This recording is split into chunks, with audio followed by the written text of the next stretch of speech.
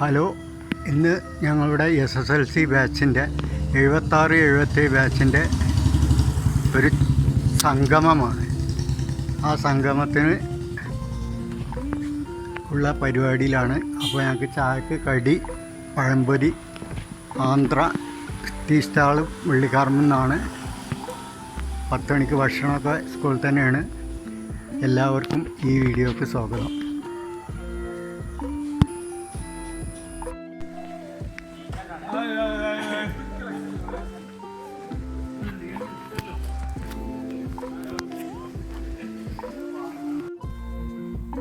ഞാൻ 7ാം ക്ലാസ്സിൽ പഠിക്കുമ്പോൾ എടവണ്ണ അബ്ദുറഹ്മാൻ മാഷ് പഠിപ്പിച്ച ഒരു അറബി പദ്യം ഓർമ്മയിൽ വരികയാണ്.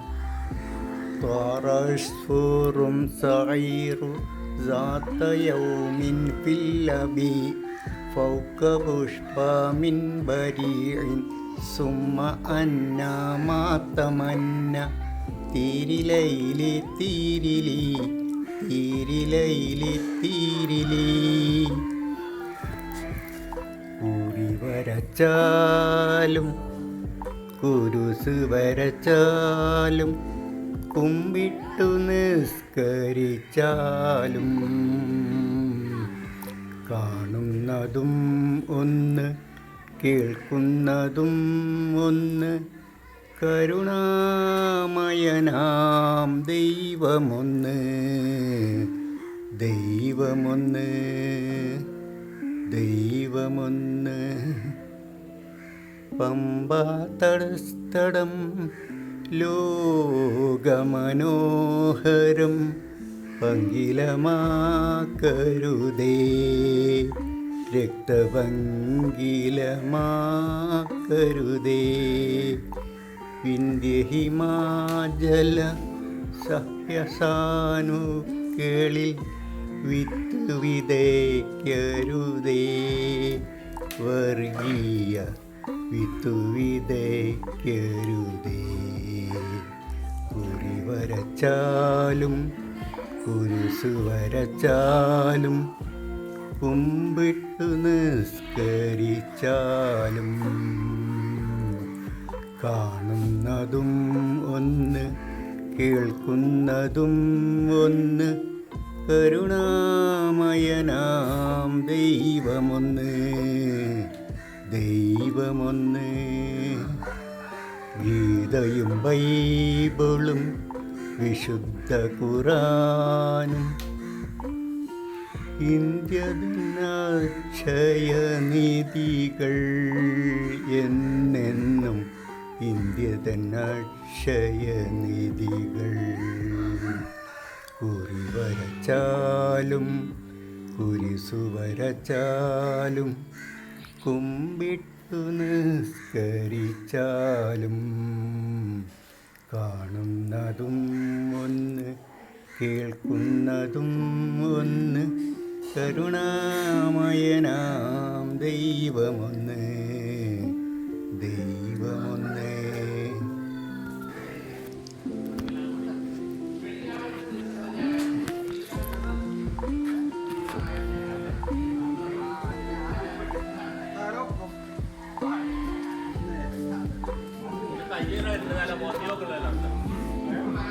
ആരാ നോക്കണില്ല ഞാൻ പോട്ടെ.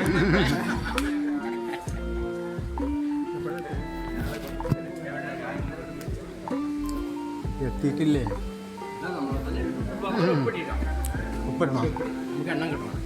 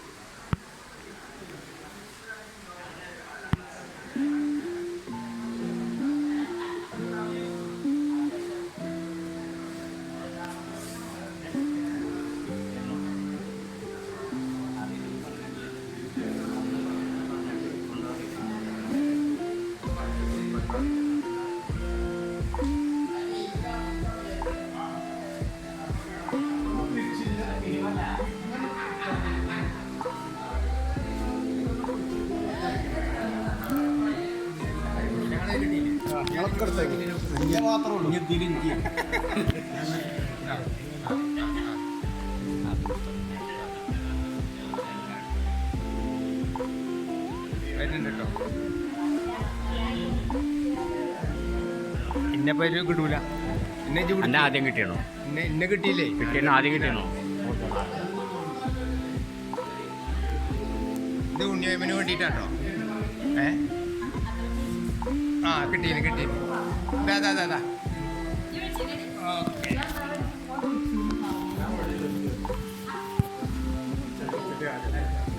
ഓക്കെ.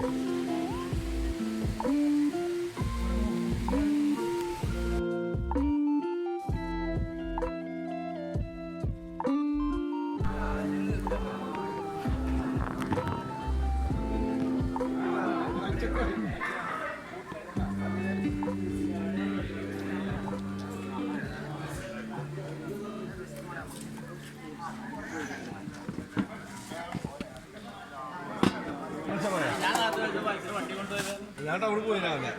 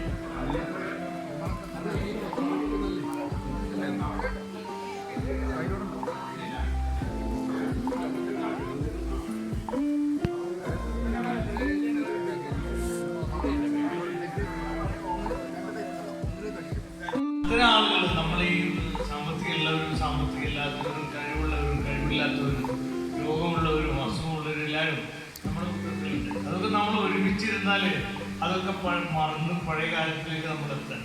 അപ്പോൾ അതിനുള്ളൊരു സുവർണാവസരമായിട്ടാണ് ഈ സമൂഹത്തെ നമ്മൾ കാണുന്നത്. ആ രീതിയിലേക്കാണ് നമ്മൾ കാണുന്നത്.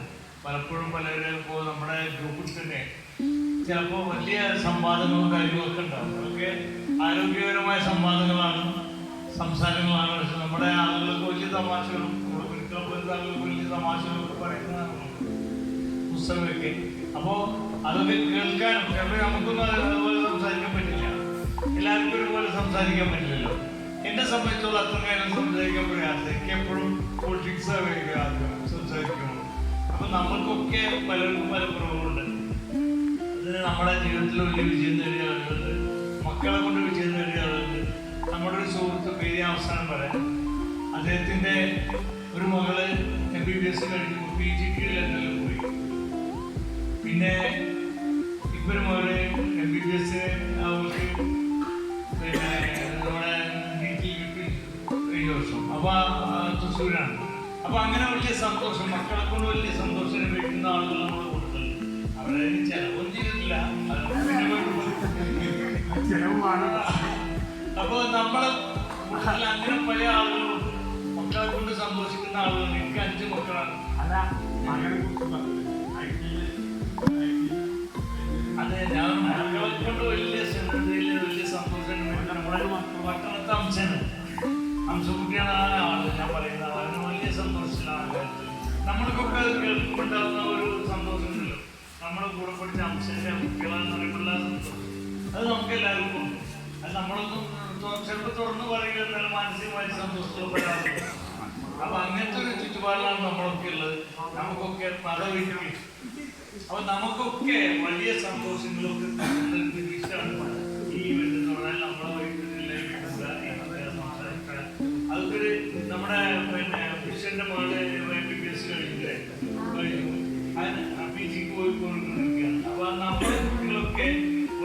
പരിധിയിലെത്തുമ്പോൾ നമുക്കുള്ള സന്തോഷം വളരെ വളരെ വളരെ വലുതാണ്.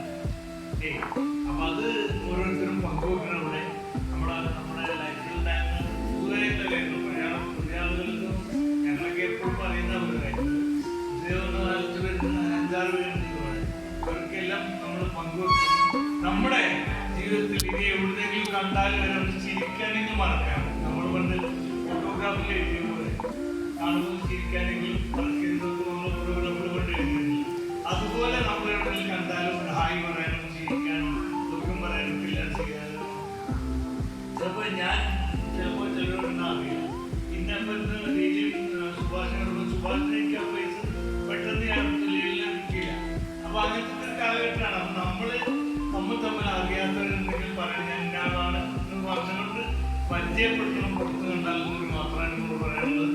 ഇനി ഓരോരുത്തരും ഓരോ അനുഭവങ്ങൾ പറയാം, തമാശകൾ പറയാം, പാട്ട് പാടാൻ കഴിഞ്ഞൊരു പാട്ട് പാടാൻ, അങ്ങനെ ഒരു ആഘോഷമായി ഇന്നത്തെ ദിവസം മാറ്റണം. ഇന്നലെ നമ്മുടെ പേപ്പറിൽ വെച്ചപ്പോൾ എന്താണ് സാംസ്കാരികമായിട്ട് നമ്മൾ ഈ പരിപാടി ഞാൻ പറഞ്ഞു. കലയും സാംസ്കാരികവും ഒക്കെ ഉൾക്കൊള്ളുന്നത് വലിയ പരിപാടികളാണെന്ന് ഞാൻ പറഞ്ഞത്. അപ്പൊ ആ ഒരു പരിപാടിയൊക്കെ നമുക്ക് ഇതിനെ മാറ്റണം. എല്ലാവരും മനസ്സിൽ മറ്റുള്ള ചിന്തകളൊക്കെ ഒഴിവാക്കി എല്ലാവരും 10ാം ക്ലാസ്സിലേക്ക് തിരിച്ചു വന്ന് ആ 10ാം ക്ലാസ്സിലെ കുട്ടികളായിക്കൊണ്ട് നമുക്ക് എല്ലാ കാര്യങ്ങളും പങ്കുവെക്കാൻ പറഞ്ഞു ഞാൻ അവസാനിപ്പിക്കുന്നു. ഇനി ഓരോരുത്തരും ചർച്ചയിൽ പങ്കെടുക്കും.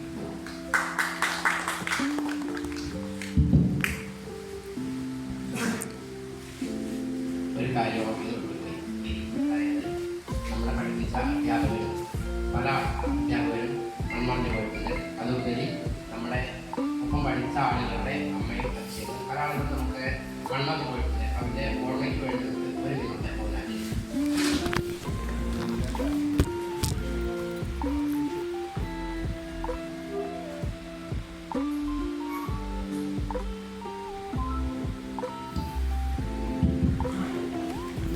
ശരി. അടുത്തായിട്ട് സംസാരിക്കാൻ ആളുടെ പേര് പറയുന്നില്ല, ഓരോരുത്തരായിട്ട് സംസാരിക്കാൻ പറ്റും.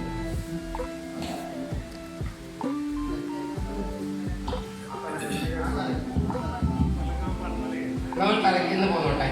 മനസ്സിലായി?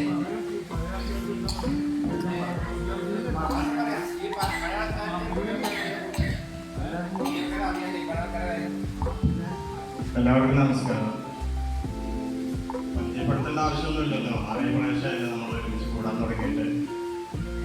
പരിചയമില്ലാത്തവർക്കാണെങ്കിൽ ഞാനാണ്, എൻ്റെ പേര് ഹംസ പട്ടണത്തിൽ നിന്നാണ് അറിയപ്പെടുന്നത്. പിന്നെ 3 മക്കളാണ്. വലിയ മോള് BBS കഴിഞ്ഞാൽ PGക്ക് ലണ്ടനിൽ ട്രൈ ചെയ്തുകൊണ്ടിരിക്കുകയാണ്. എക്സാം കഴിഞ്ഞു. പിന്നെ അതിൻ്റെ ബാക്കിയുള്ള പ്രോസസ്സിങ് നടന്നുകൊണ്ടിരിക്കുകയാണ്.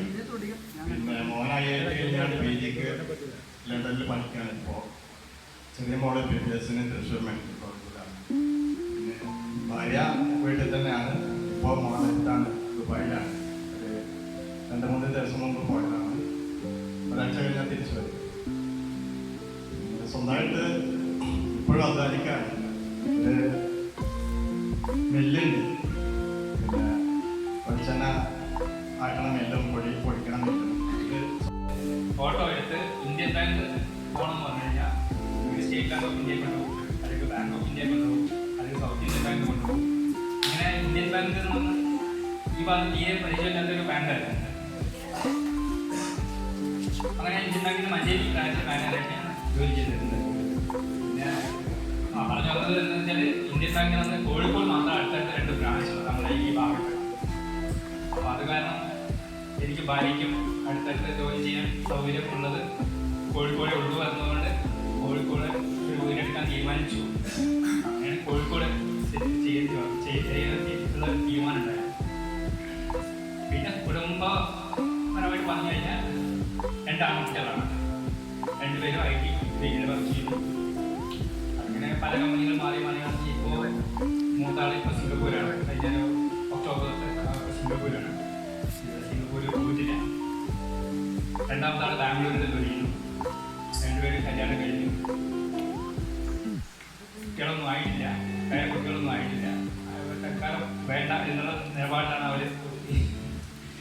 അല്ലാതെ തന്നെ അവർ ശ്രമിക്കാതെ തന്നെ ഇന്ത്യ ഇപ്പോൾ 1ാം നമ്പർ ആയിട്ടുണ്ട്. അപ്പോൾ അവരുടെ കോൺട്രിബ്യൂഷൻ ആവശ്യമില്ല എന്നാണ് അവർ പറയുന്നത്. അപ്പോൾ അത് കാരണം ആ ഒരു ജോലിയില്ല. ബാങ്കിലെ ജോലി എന്ന് പറയുമ്പോൾ ഞങ്ങളുടെ റിട്ടയറിംഗാണ്.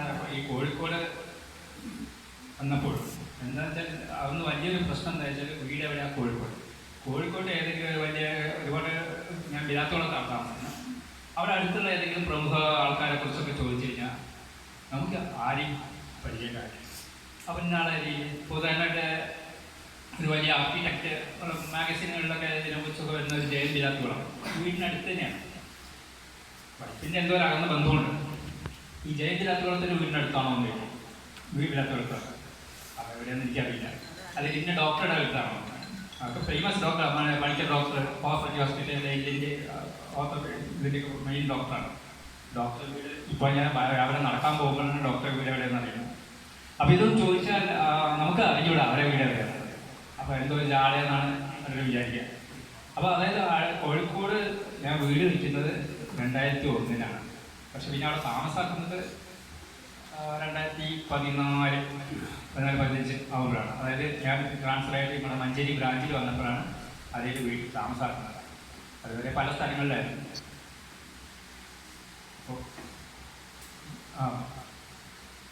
പറഞ്ഞു വന്നതിൻ്റെ